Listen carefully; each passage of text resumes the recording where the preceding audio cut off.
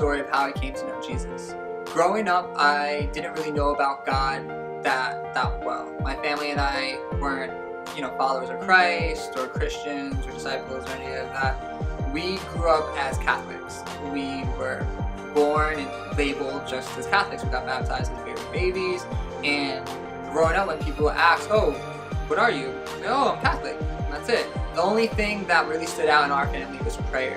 One thing that my mother really made prominent in our lives was to pray to God and for safety and for blessings and to watch out for us. As I was growing up, there's of course a lot of issues. Everybody has issues in their childhood. I was depressed, I had identity issues, I didn't know who I was. Looking the way I look, growing up in a Puerto Rican family and in an interesting society today, a lot of people have a lot of things to say. And when you're growing up as any child, that can cause a lot of internal issues for you, and for me it did. I remember growing up just being depressed and not knowing who I was and trying to figure out, why am I here? Why am I living? What is my purpose? Why am I in this family? Why am I living here? Why do I move so often? What's going on in my life? And my whole entire childhood is questions after questions after questions.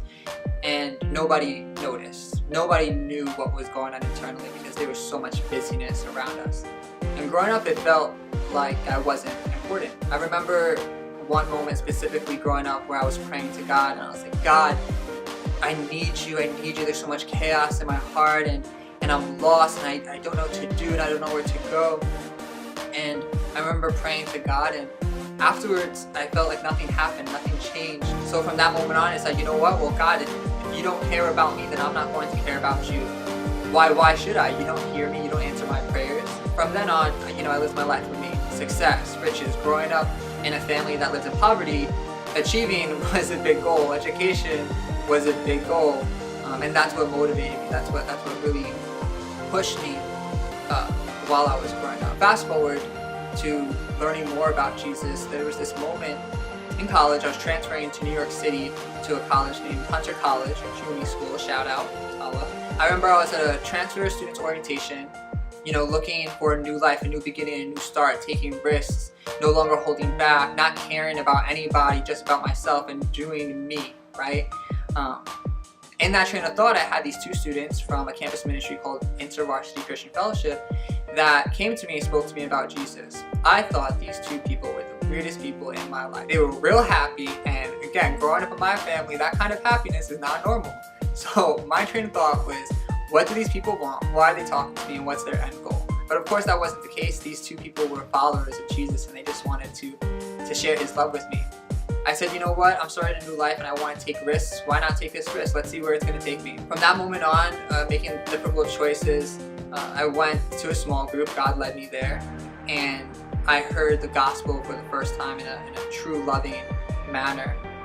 That day I remember a bunch of thoughts going through my mind, a bunch of confusion, not knowing what was going on, not knowing where to go, not knowing who to turn to, who to talk to, or anything like that. And there was so many coincidences that really weren't coincidences happening that day, that God was revealing himself to me little by little. That night I went to my dorm room and I prayed again, because again, that's the only thing I really do.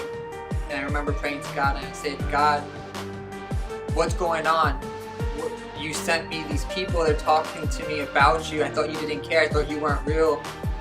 If you're real, God, show me, prove it, prove to me that you're real. Show yourself now." When I woke up that next morning, when I say transformation happened, transformation happened. Everything that I once felt, depression, sadness, unknowing, darkness, identity, all that stuff, all those issues, the pain that I felt was completely gone, taken away, and replaced with the peace of God.